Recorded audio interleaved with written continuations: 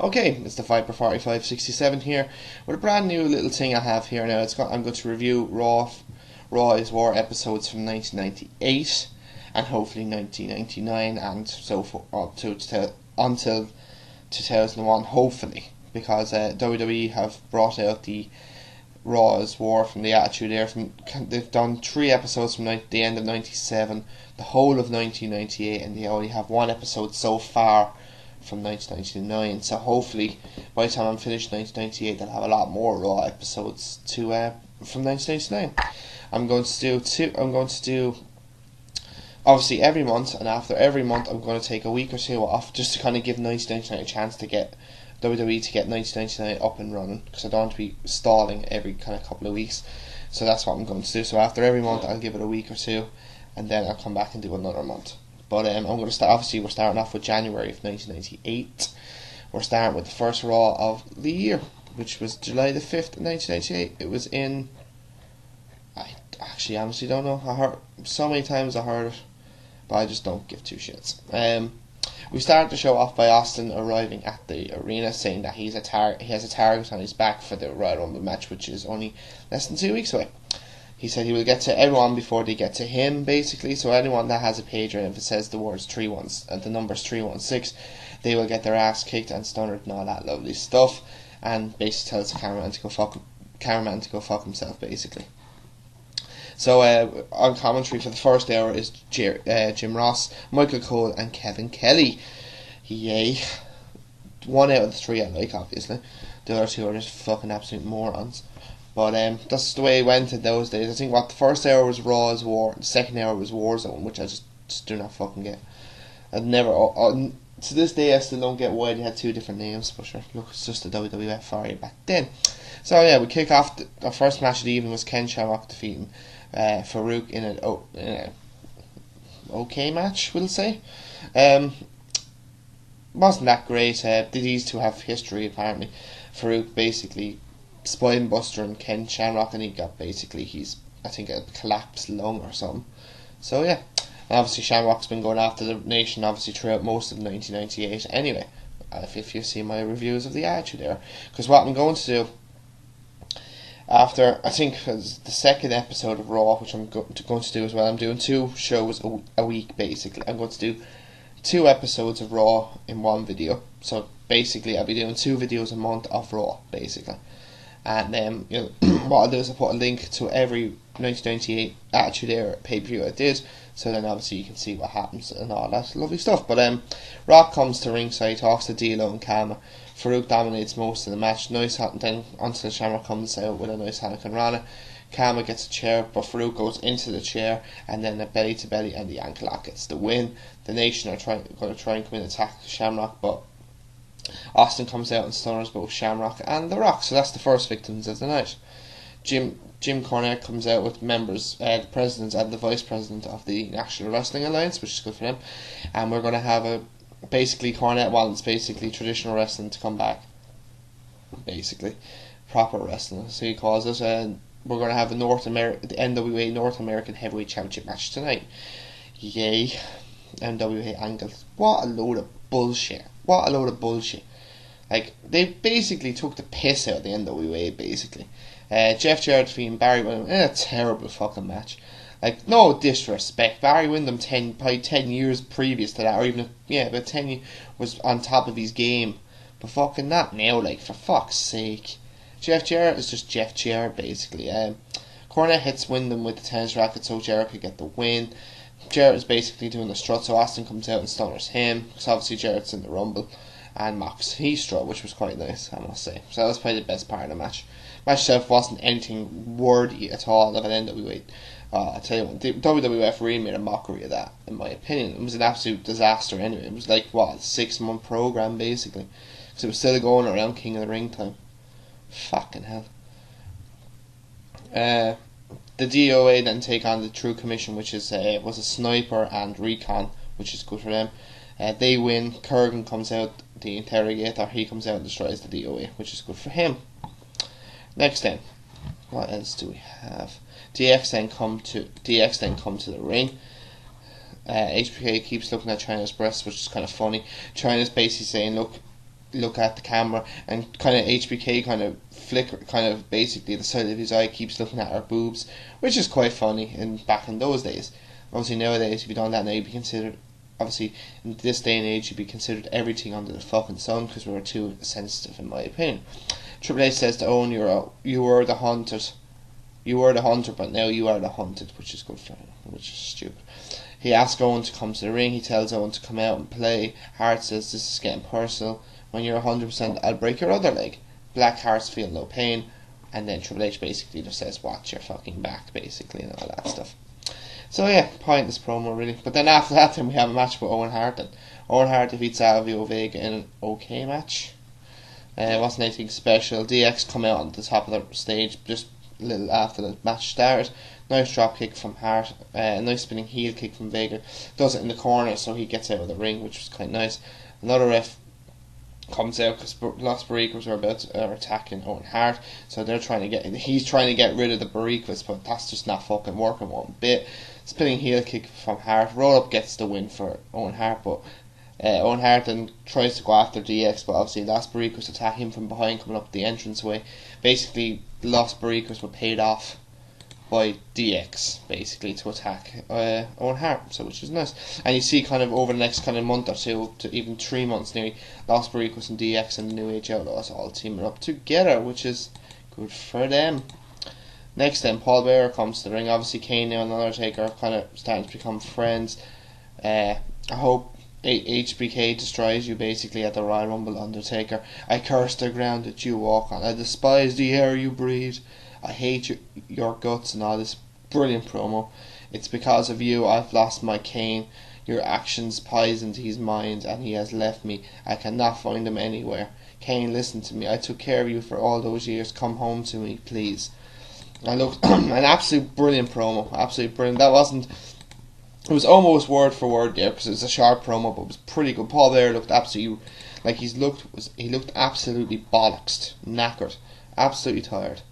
And it was so good. Like, Paul Bearer is not a bad person on a promo, I'll give him that.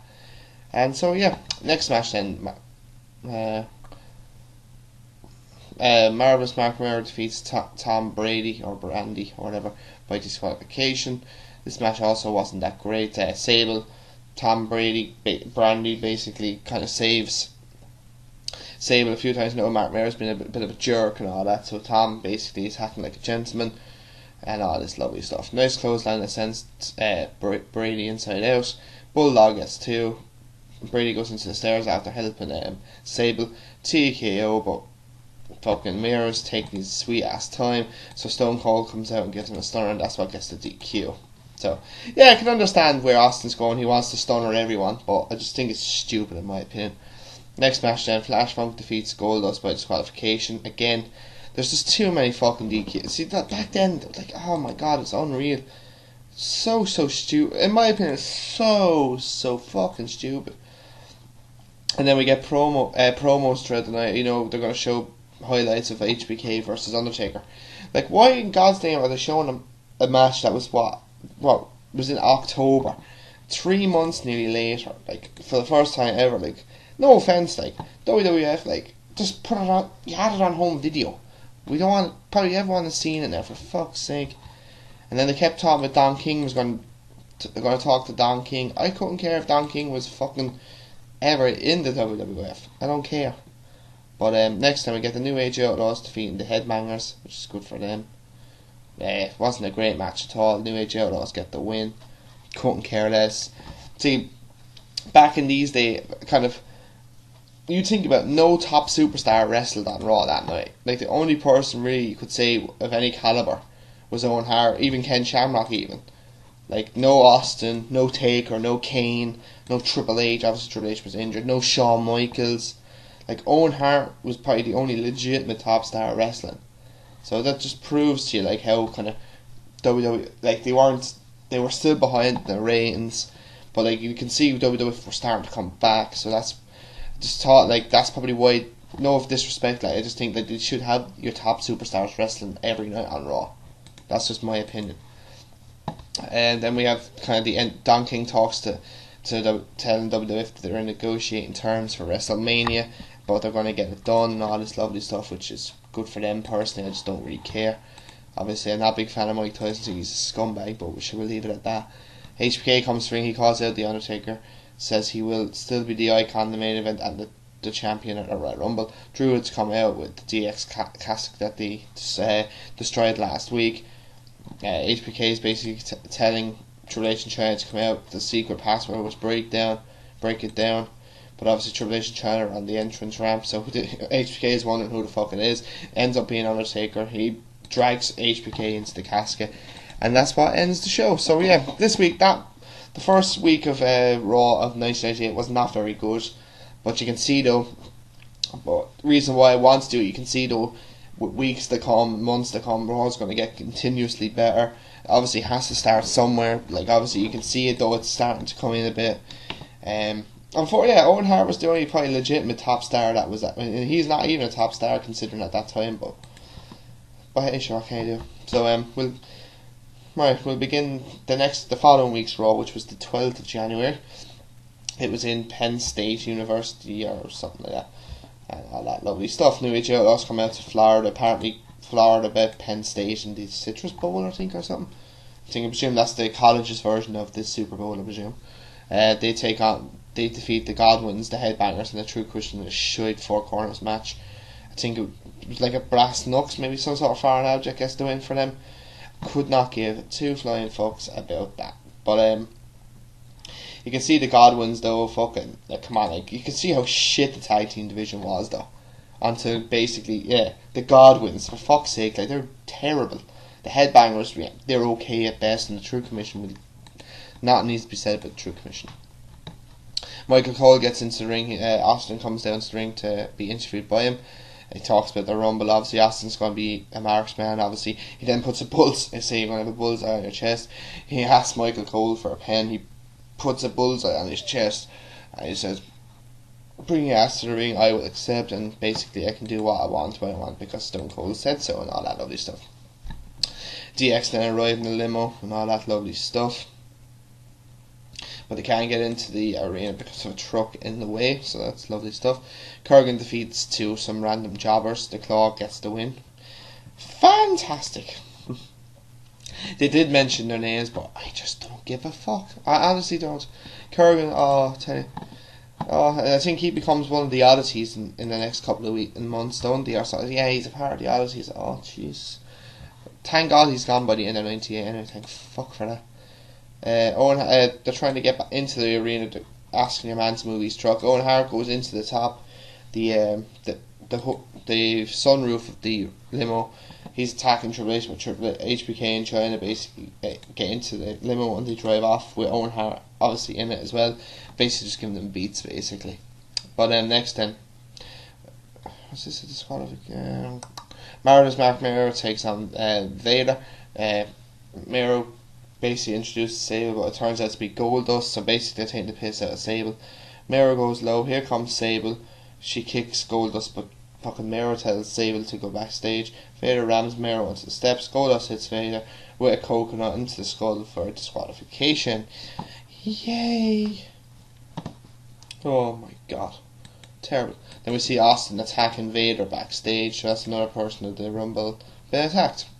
Next then, The Rock and D'Lo Brown. Where are we? Basically, The Rock and D'Lo Brown take on Mark Henry and Ken Shamrock. Smash doesn't even finish. Clothesline by D'Lo. People's Elbow gets two before it got famous. Hurricane Rana and The Rock and a nice belly to belly then. By Shamrock. Mark Henry comes in and attacks Ken Shamrock with a nice power slam, and then two elbows and The Rock with a rock bottom. And Henry counts Shamrock's shoulders down for 3, which I just don't get. So obviously Mark Henry is now your new member of the Nation of Domination. To Farouk, basically they're coming up the stage. Farouk's at the top of it. He doesn't look happy. The Rock basically saying it's to impress basically Farouk. Farouk just does not look fucking happy. You can see though the Rock is really starting to kind of get a little bit over a little bit, but you can see the kind of the, what would you call it, the fucking effectiveness between Farouk and The Rock. Then DX comes to ring. Triple H says Owen, it's like he was put his head in the toilet. He got the big flush. You failed your You failed your final, basically, to get into the sorority of DX. Triple H talks about girls. You can stay up all night and give me head. All this bullshit, all that lovely stuff. Basically, Triple H. Then HBK talks about Mike Tyson. You're not the baddest man in my universe. You get in my business, I will dance on your face, and all that lovely stuff. Hart comes on the Titantron. Looks like it's been busted open. Hart says, I'm a survivor. And then Hart is on the ramp and calls Triple H a bastard, which is quite nice. Oh, go away. You can see though, Owen Hart really pissed off though, Triple H. Where are we? Next time, the DOA take on the Rock and Roll Express thanks to Jim Cornette, basically bringing out another NWA tag team, which is great. Whoop whoop. Big boot by a DOA member. Cornette again comes in with a fucking tennis racket. Hits I think it was 8-Ball in the back with the racket. The referee disqualifies him. 8-Ball then hits Cornette and then Chains. And then I think it was Gibson hits fucking 8-Ball then with the fucking tennis racket. Chains comes out to make the save. Then another disqualification match. Jesus, Mary and fucking Joseph. Mankind and Goldust take on each other. I think Mankind gets the fucking Mandible Claw and Goldust. Goldust is dressed up as fucking Dude Love, which is lovely. It's unreal. It's fucking unreal. Where are we? Austin comes in, stunners both Goldust and Mankind, who are obviously going to be in the 30-man Royal Rumble. Then Jim Ross then talks to Vince McMahon, saying they will be finalising the deal for Mike Tyson to be at WrestleMania at the Royal Rumble. So he's going to be the special guest.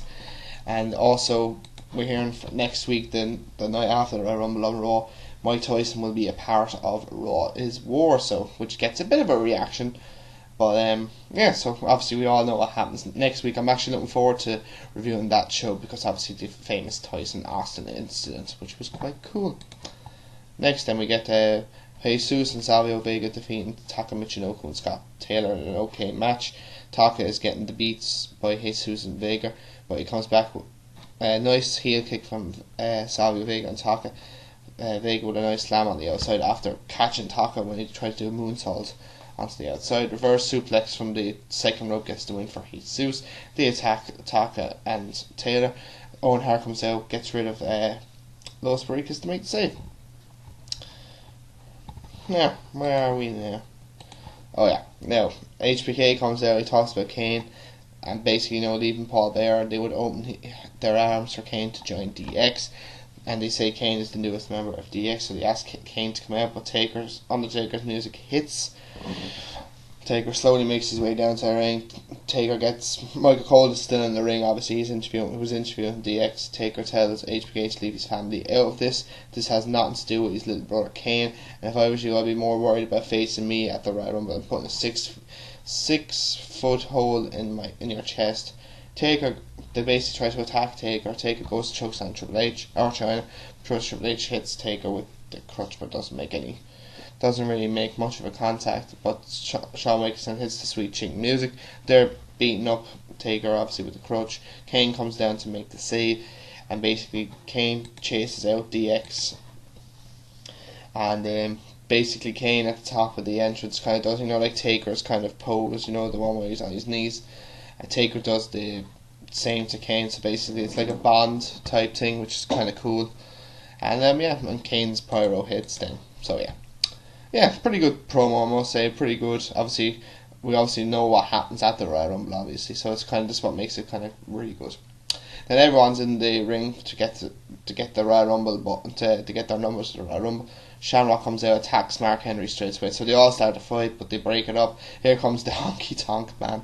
Brilliant. Austin's music hits, so they're all waiting for Austin to come out. He comes out through the crowd, comes in, stuns Phineas and Bales, and then they all start fighting again. So Austin kind of goes up towards the entranceway, gets attacked by Rock, Dino and Savio Vega.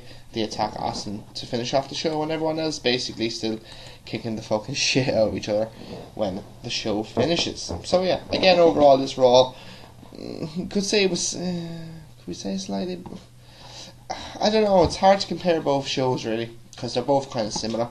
There's a lot of disqualifications in this one too as well, but there's a lot of kind of decent promos. So I'd say this week's Raw was better than the previous one, but obviously next week's Raw will be a little bit better due to the Austin Tyson thing. So so I'll be back next Wednesday for those. I'm going to be reviewing the Raw after Royal Rumble and the Raw the following week after. So, and then I won't be doing another one then for 2 weeks, because I said I'll do a 2 week kind of in between period. So so guys, I hope you like this. Now it's something new I wanted to do, because I probably will be finishing up random pay-per-view within the next couple of months. So I said this will be a perfect kind of replacement for it. So so guys, I will talk to you guys tomorrow to do my Raw and NXT reviews and a little preview for Extreme Rules. So talk to you guys then, and take it easy.